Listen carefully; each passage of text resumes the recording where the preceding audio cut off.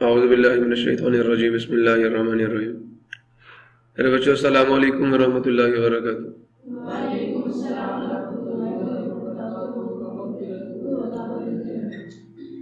Rabbi इश्रह ली सदरी वयस्सिर ली अमरी वहलुल उक़दतम मिन लिसानी यफ़क़हू क़ौली।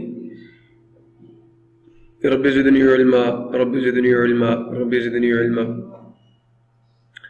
अल्लाहुम्मा इन्नी अस्अलुका इल्मन नाफ़िअन व रिज़्क़न तय्यबन व अमलन मुतक़ब्बलन। अल्लाहुम्मा अल्लिमनी अल-किताब वल हिसाब। अल्लाहुम्मा ज़क्किरनी मिन्हु मा नसीतु व अल्लिमनी मिन्हु मा जहिलतु। अल्लाहुम्मा खुज़ बियदी। मेरे बच्चों, आज हम लोग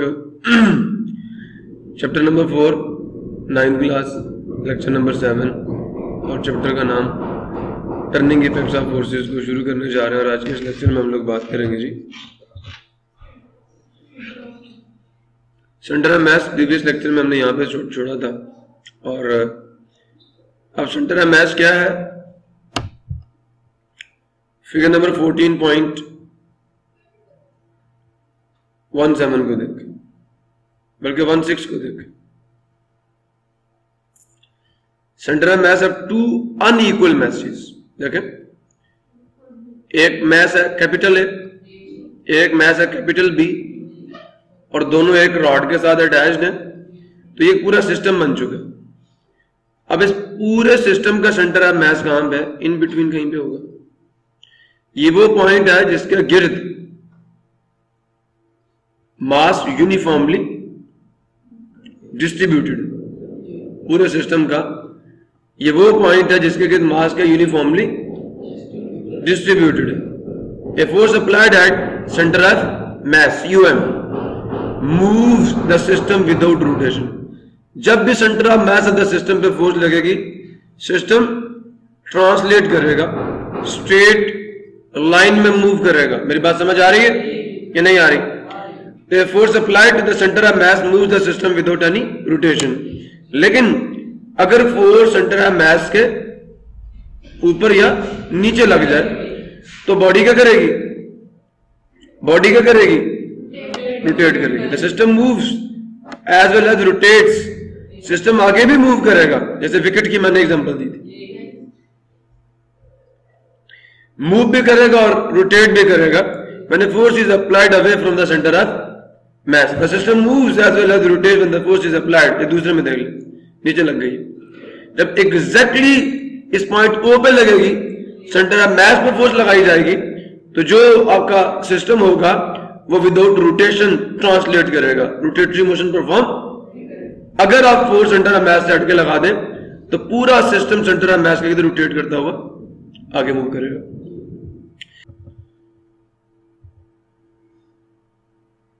ये it is observe that the centre of mass of a system moves as if its entire mass is confined at that point. क्या मतलब है इस जुमले का?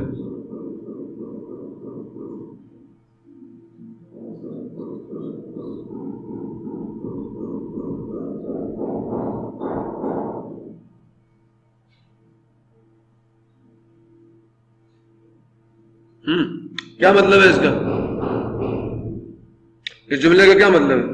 Centre of mass of a system moves.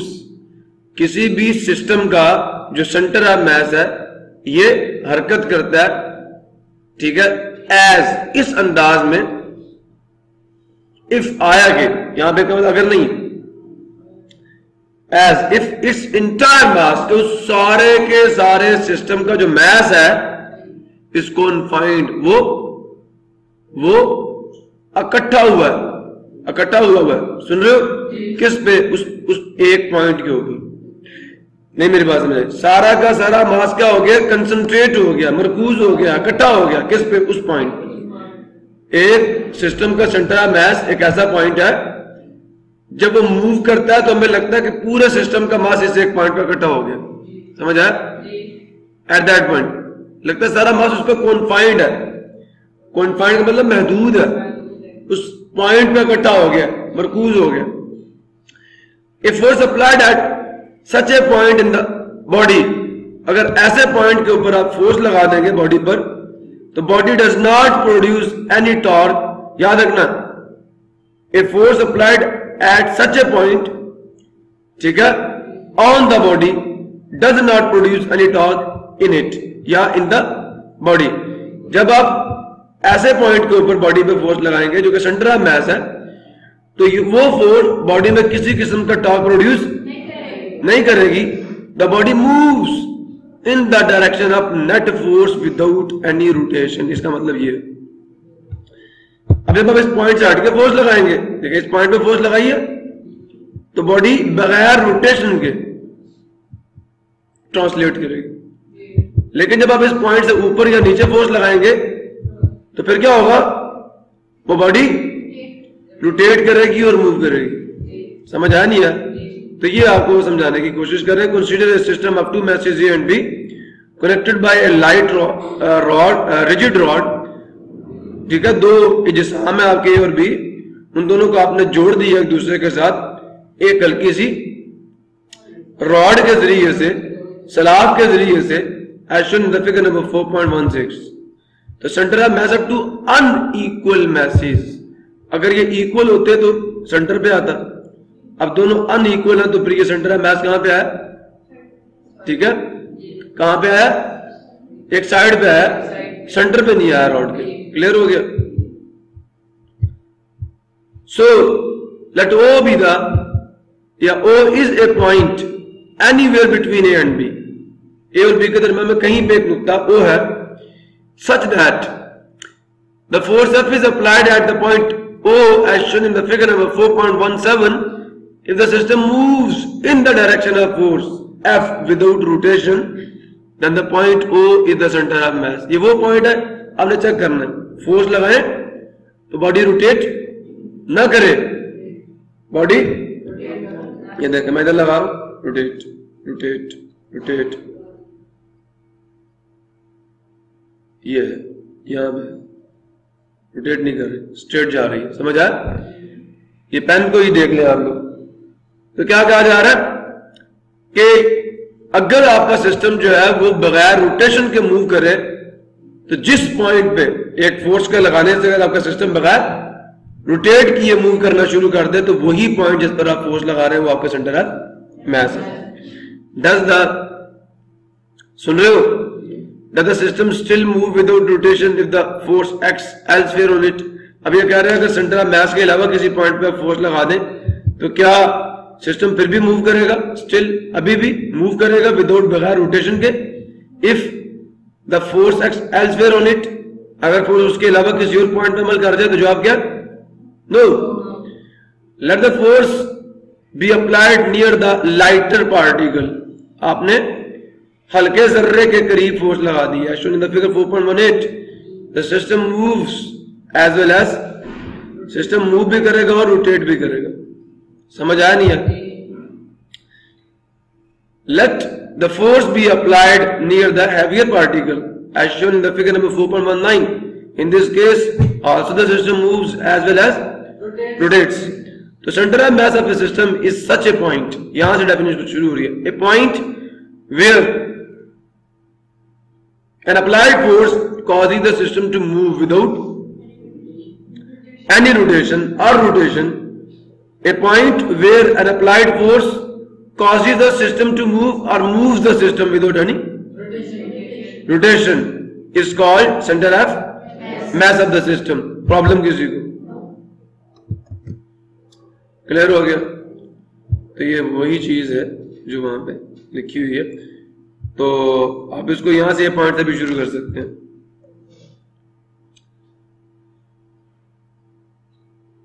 अब यही मैंने समझाने की कोशिश की है कि ये जब आप इधर फोर्स लगाएंगे तो ये आगे चला जाएगा, ये रोटेट करेगा, ठीक है, इधर लगाएंगे तो फिर ये रोटेट करेगा। लेकिन जब आप सेंटर ऑफ मास पे फोर्स लगाएंगे, विकेट की सेंटर ऑफ मास पे फोर्स लगती है ना, तो क्या होती है, वो सीधी जाती है, और अगर उसके ऊपर लग जाए तो वो यूं घूमती हुई आगे जाती है, और अगर उसके नीचे लग जाए तो वो फिर इधर को गिरती है, ऐसे ऐसे कभी गिर कर ना ऐसे ऐसे कलाबाजियां खाती है। तो क्रिकेट के शौकीन लोगों ने ये चीजें देखी हैं। सेंटर ऑफ ग्रेविटी, अब एक बॉडी जो है वो बहुत सारे पार्टिकल्स के मिलने से बनी हुई होती है। ठीक है बच्चे, बात समझ आ रही है? अब हर पार्टिकल का वेट वर्टिकली डाउनवर्ड एक्ट करता है, ऐसा ही है। तमाम पार्टिकल्स का वेट एडअप होता है तो बॉडी का टोटल वेट आता है।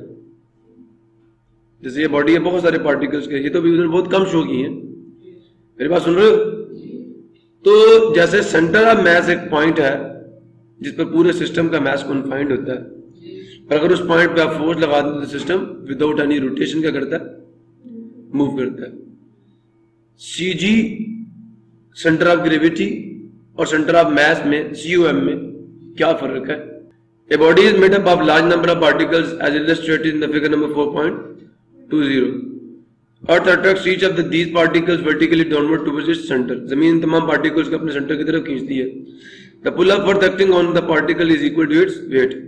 ये हर particle के weight के बराबर होगा। These forces acting on the particles of the body are almost parallel.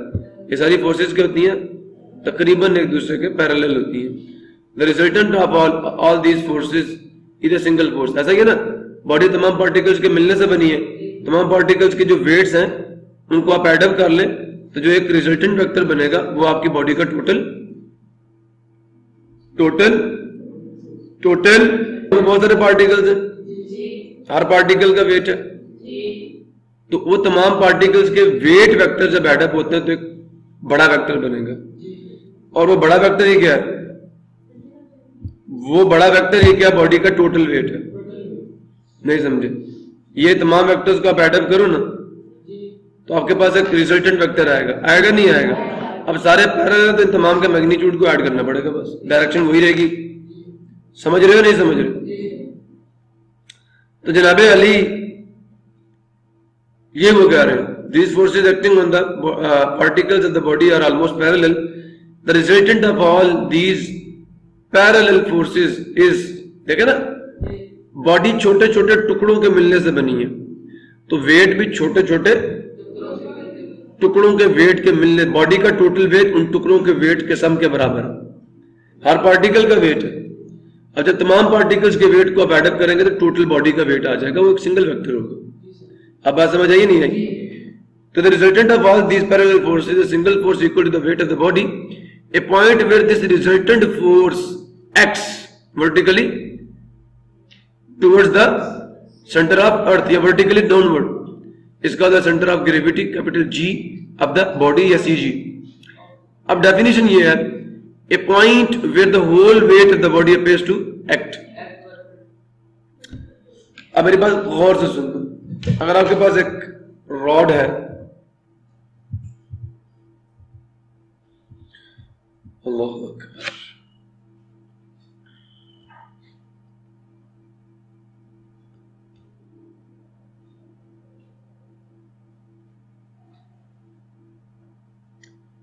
आप रॉड के यहां पे अगर उंगली रखें तो रॉड क्या करेगी? जब मैं उंगली यहां पे रखूंगा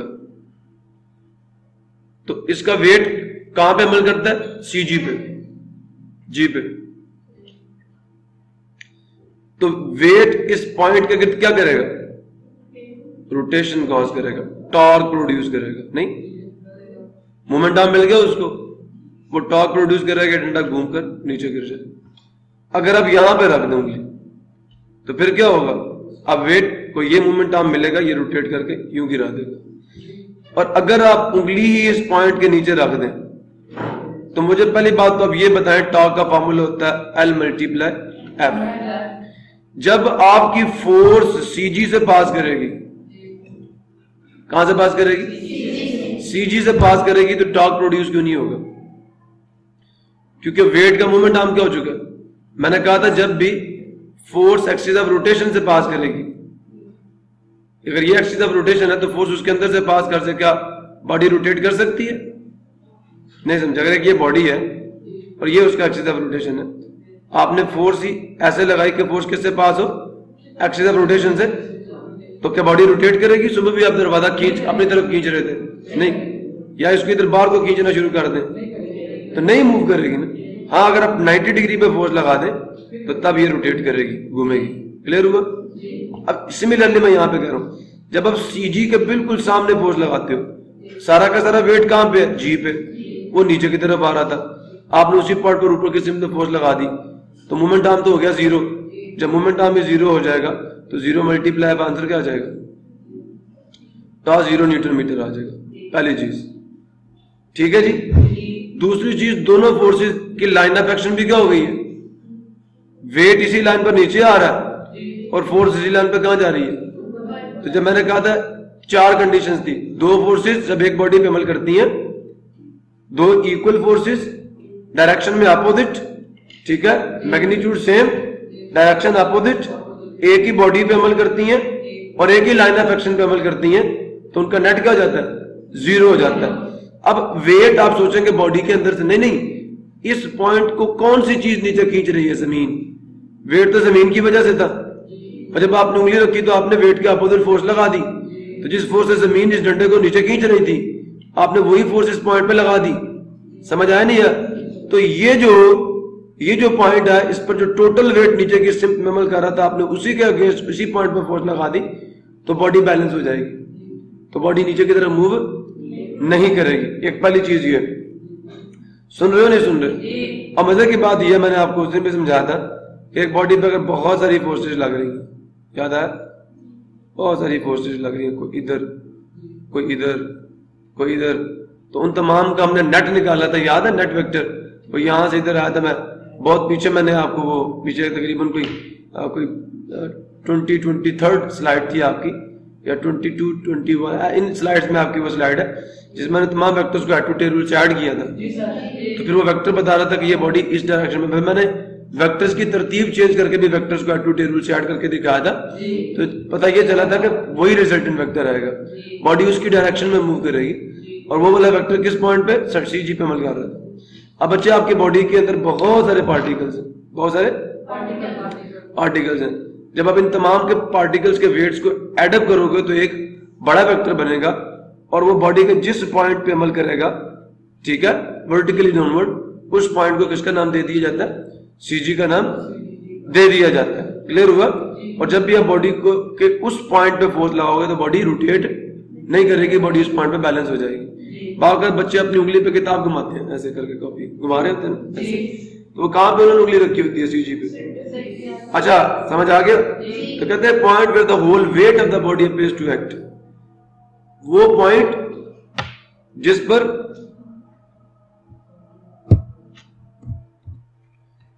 so a point where the whole weight of the body appears to act vertically downward is called the center of gravity or CG of the body. It is useful to know the location of the center of gravity of a body in problems dealing with equilibrium. तो जब आप equilibrium की problems को deal करेंगे तो तब आपको body के सीजी का पता होना बहुत जरूरी होगा। अगर आपको नहीं पता होगा सीजी का तो बच्चे आप नहीं बता सकते कि बॉडी इक्विलिब्रियम की या तवाजुन की कौन सी हालत में है, बॉडी स्टेबल इक्विलिब्रियम में, बॉडी न्यूट्रल इक्विलिब्रियम में, या बॉडी अनस्टेबल इक्विलिब्रियम में। क्लियर हुआ? तो सीजी का पता होना बहुत जरूरी है। क्लियर हो गया? तो ये इसकी डेफिनेशन आ गई आपके पास। और अब मैं आपको एक और सवाल पूछता हूं कि अगर,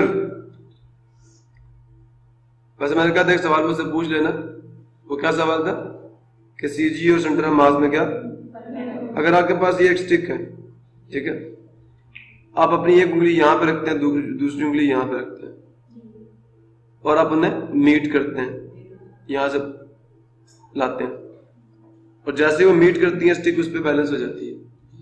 जितनी दफा मर्जी इसको बैलेंस करें, उंगलियां हमेशा एक ही पॉइंट पे आके मीट करेंगी। इसका ऐसा क्यों? या अगर आप अपने डंडे को अपनी उंगली पे बैलेंस करें, रॉड को जब भी अपनी उंगली पे बैलेंस करेंगे तो ये एक ही पॉइंट पे बैलेंस होगी, डिफरेंट पॉइंट पे बैलेंस, ऐसा क्यों? जी नहीं समझ आ रहा? जैसे ये डंडा ना, आपने एक उंगली इधर रखी ऐसे, दूसरी भी ऐसे इधर रखी, जब आप इन्हें मीट करेंगे ऐसे, इसको भी मूव कर रहा हूं, उसको भी मूव कर रहा हूं ऐसे, सुन रहे? और जिस पॉइंट पे ये आगे देखो मीट करेंगे वहां पे डंडा बैलेंस हो गया। जब भी आप ये काम करेंगे तो क्या होगा, हमेशा उंगलियां एक ही पॉइंट पे आके मीट करेंगी, डेल्टा बैलेंस होगा। This is the way to find the CG. लेकिन ऐसा क्यों है, हमेशा एक ही पॉइंट पे क्यों, किसी और पॉइंट पे क्यों नहीं?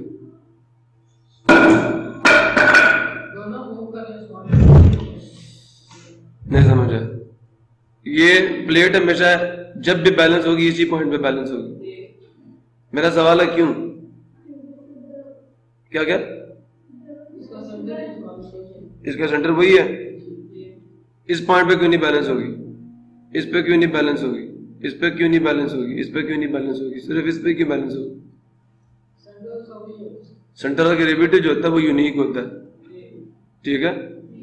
किसी बॉडी के एक से ज्यादा सीजी नहीं होते और ना ही सेंटर ऑफ मास एक से ज्यादा होते हैं। सेंटर ऑफ मास भी सिस्टम का यूनिक होता है और सीजी भी यूनिक होता है।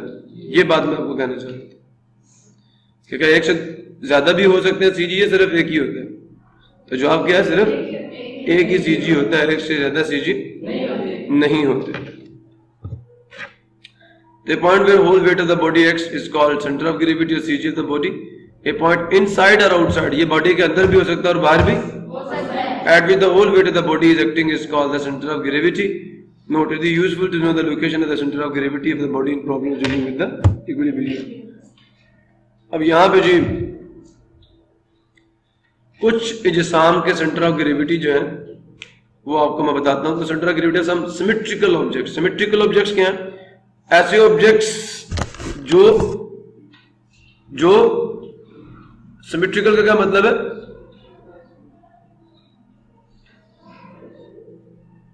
सिमेट्री कहते हैं वैसे यकसानियत को, ठीक है। तो सिमेट्रिकल ऑब्जेक्ट्स क्या हैं? ऐसे ऑब्जेक्ट्स जिनकी जो शेप है वो किसी एक फार्मूले को फॉलो कर रही हो या जिसकी शेप को आप मैथमेटिकली बड़ा आसानी के साथ डिस्क्राइब कर सके। समझ आया? तो the centre of gravity of objects which have symmetrical shapes can be found from their geometry. तो जो ऑब्जेक्ट सिमेट्रिकल शेप रखते हैं हम उनका सीजी जो है वो उनकी ज्योमेट्री से फाइंड कर सकते हैं। Some of them are as follows. Uniform rod, क्या यूनिफॉर्म रॉड का जो सीजी है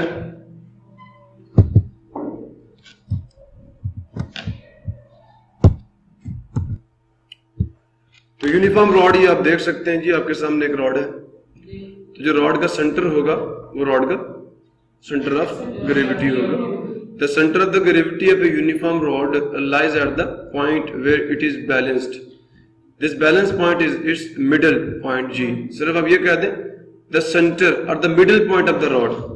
Symmetrical rod का middle point, बस इतना याद है। The middle point of the symmetrical rod is its CG. Okay? And uniform square or rectangle. Rectangle का पता क्या होती है? ये rectangle.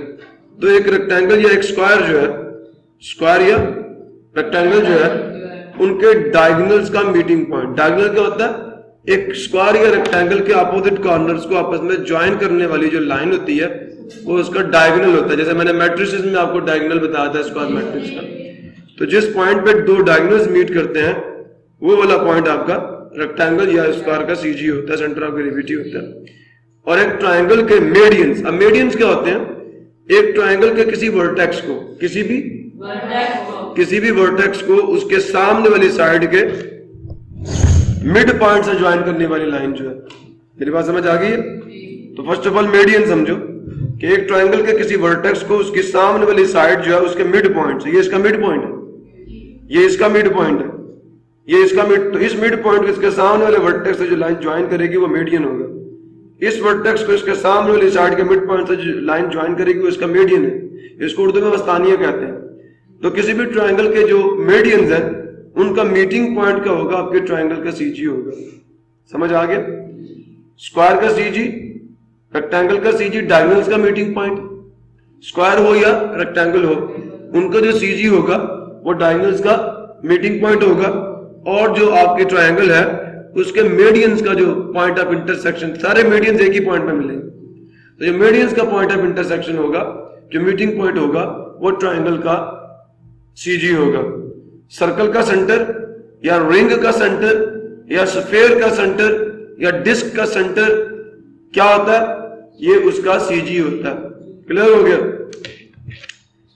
So circular disc, the centre of gravity of a uniform circular disc is its centre. Clear हो गया? Sphere, the centre of gravity of a solid sphere और hollow sphere is their centre. चाहे अब hollow sphere क्या होता है और solid sphere क्या होता है, गौर से सुनना। हॉलो स्फीयर क्या? ऐसा गोला जो अंदर से क्या हो, खाली हो, जैसे गुब्बारा है, फुटबॉल, हवा भरा हुआ फुटबॉल अंदर से खाली होता है, ठीक है, गेंद अंदर से खाली होती है, लेकिन हार्ड बॉल जो है अंदर से भरी हुई होती है, वो सॉलिड स्फीयर है। समझ आया? माल्टा, इस तरह की जो चीजें हैं ये सॉलिड स्फीयर है, अंदर से स्फीयर से अंदर से भरे हुए हैं। चाहे स्फीयर सॉलिड हो या हॉलो हो, अंदर से खोखला हो, उनका जो सेंटर है उनका सीजी होता है। 3 dimensional resemblance of circle is sphere. इसका क्या मतलब है कि 2D में जो आपके पास सर्कल है, जो प्रॉपर्टी सर्कल की है, 3D में वो सारी प्रॉपर्टीज या वो सारी ड्यूटी स्फीयर निभाता है। Triangle, the centre of gravity of a uniform triangular sheet is the point of intersection of its medians. Medians मैंने आपको बता दी है कि एक लाइन सेगमेंट होता है जो एक वर्टेक्स को उसके सामने वाली साइड के मिड पॉइंट से ज्वाइन करता है। समझ आया? फिर जिस सर्कुलर रिंग का सेंटर होगा, रिंग छल्ला, समझ आया? तो the centre of gravity of a uniform circular ring is the centre of the ring. समझ आया नहीं? अब ये उसके अंदर है, लेकिन वहां पे उसका मैच कोई नहीं होगा, खाली है अंदर से। The centre of gravity of the uniform solid और hollow cylinder is the middle point on its axis, is the middle point on its axis. अब हॉलो या सॉलिड सिलेंडर क्या होता है? ये कब देख रहे हो? It is also a cylinder but it is hollow from inside. इसके अंदर कुछ भी नहीं, बॉटल हॉलो, लेकिन क्लियर हुआ? अब सॉलिड सिलेंडर क्या होगा कि अंदर से भरा हुआ होगा। समझ आया? नहीं यार, सॉलिड सिलेंडर क्या होगा? अंदर से भरा। जैसे आपके पास एक 5 kg का वो डालडा घी का डब्बा है, आप उसके अंदर क्या भर दें? आप उसके अंदर क्या भर दें? कंक्रीट भरकर उसको बंद कर दें, तो क्या हो जाएगा? वो सॉलिड हो जाएगा, अंदर से भरा हुआ होगा। क्लियर हुआ? सो अब जो सिलेंडर का एक्सिस है वो क्या है? सिलेंडर का एक्सिस एक ऐसी लाइन है जो इसके, ये देख रहे हैं ऊपर वाला मुंह देख रहे हैं इसका, ये एक सर्कल है और नीचे भी ये क्या होता है? सर्कुलर होता है। समझ आया नहीं है? तो बेटा इन दोनों सर्कल्स के सेंटर को ज्वाइन करने वाली जो लाइन होगी ना, बोथ सर्कुलर क्रॉस सेक्शंस के जो सेंटर से लाइन पास करेगी और इसके अंदर से भी पास करेगी। समझ आया नहीं है? इस लाइन को इसका एक्सिस कहते हैं और इसके मिड पॉइंट को सिलेंडर का सीजी कहते हैं। समझ आया? ये सीजी है किसका? सिलेंडर का। अब इसको पढ़ लो। The centre of gravity of the uniform solid और hollow cylinder is the middle point of its axis. तो सिलेंडर का जो एक्सिस है उसका मिडिल पॉइंट जो होगा वो सिलेंडर का सीजी होगा। ठीक है? एक्सिस ऑफ सिलेंडर, ये the line passing through the centres of the all circular cross sections of the cylinder is called axis of cylinder. तो जिसके सर्कुलर क्रॉस सेक्शन है, ये सर्कुलर है ना, तो यहां से और नीचे वाला जो सर्कुलर क्रॉस सेक्शन है उनके अंदर से जो उनके सेंटर से लाइन पास होगी तमाम सर्कुलर क्रॉस सेक्शंस के, तो वो जो लाइन होगी that line is called the axis of the cylinder. Issue किसी को तो उस लाइन का मिड पॉइंट जो होगा वो सिलेंडर का क्या होगा? सीजी होगा। सो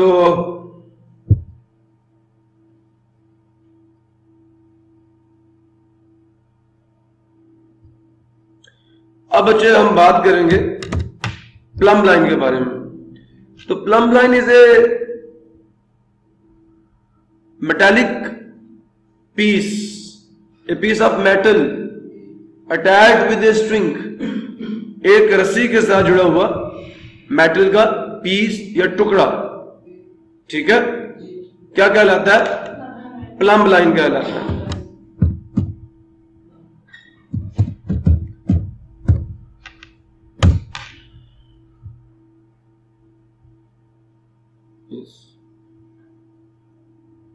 तो प्लम लाइन की डेफिनेशन यही है कि प्लम बॉब या प्लमेट भी कहते हैं इसे, ठीक है।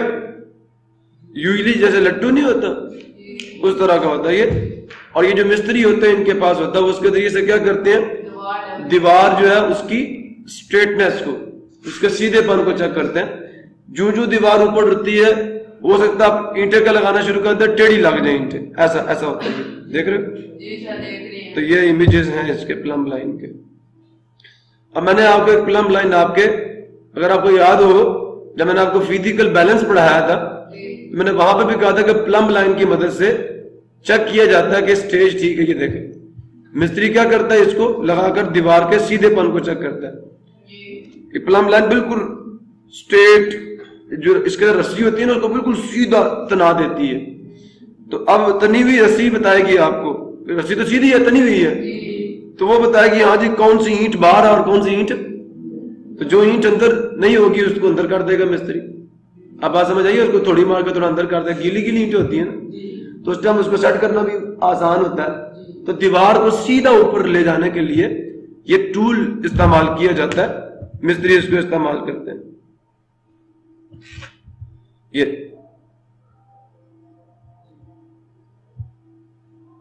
क्लियर हुआ? ये देखिए, ये लटका के साथ मिस्त्री चेक करते हैं कि दीवार सीधी है या टेढ़ी है। Any confusion? ठीक है। तो these are the images of, अब ये पीसा का टावर है जो टेढ़ा है, ठीक है। तो ये देखें, ये this is the plumb line, जो आमतौर पर मिस्त्रियों के पास ये भी चेक कर रहे हैं कि दीवार सीधी जा रही है ऊपर या नहीं, टेढ़ी हो रही है। तो सीट को जो ईंट थोड़ी सी बाहर निकली होगी वो उसको अंदर कर देंगे। समझ आया या नहीं आया? किसी बच्चे को कोई इश्यू हो तो आप मुझसे ये देखें, ये यहां लटक रही है बिल्कुल, ये लाइन बिल्कुल सीधी है। अब इसके साथ कंपेयर करके चेक करना कि हाँ जी दीवार बिल्कुल सीधी ऊपर जा रही है या नहीं जा रही। जैसे ये चेक कर रहे,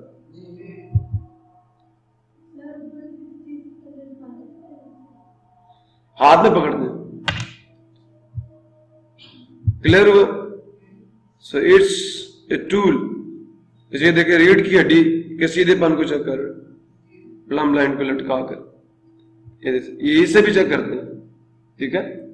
स्टेटर प्रॉब्लम किसी को, so these are different sort of applications of this. ये आमतौर पर इस फॉर्म में होता है मिस्त्री के पास, इसके लिपटा हुआ होता है, ये रस्सी इसके साथ बांधी हुई होती है मिस्त्री ने, और उसको वो बार बार उठा के यूज करता है।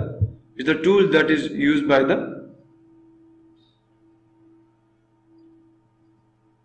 किसी को मसला या नहीं? आगे चलूं? सो आई वॉन्ट टू, ये यस आई वॉन्ट दिस। अब मैं ये आपको थोड़ा सा इससे कुछ दिखाऊंगा। फर्स्ट ऑफ ऑल आप अपनी स्लाइड पे आ जाओ।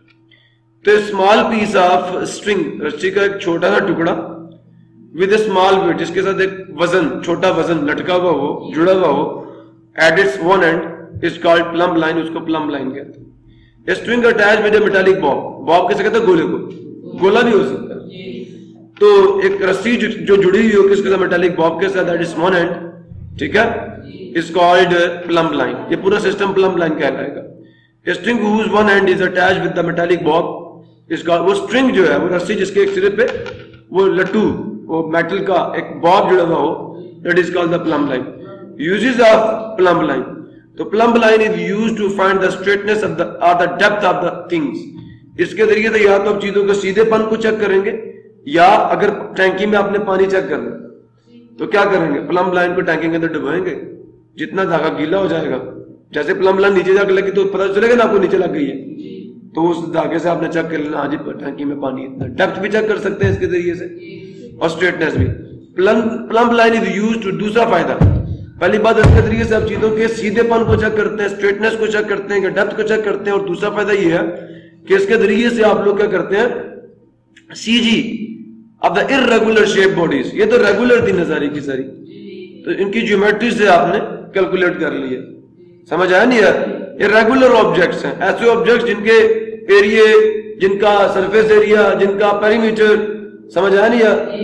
क्लियर हुआ? जिनका वॉल्यूम आप mathematical, well known mathematical formulas को यूज करके आप निकाल सकते हैं। बट कुछ ऐसे आपके पास ऑब्जेक्ट्स आ जाएंगे जो कि रेगुलर नहीं होंगे, ठीक है। आप जरा लिखिएगा ना, what are the regular objects, what are the symmetrical objects, definitions देखिए उनकी, तो बेनिफिशियल होगा। तो दूसरा फायदा क्या है कि plumb line is used to determine the centre of gravity या फिर रेगुलर शेप बॉडीज। तीसरा, plumb line is used to keep the walls vertically straight, दीवारों को सीधा रखने के लिए। क्लियर हुआ?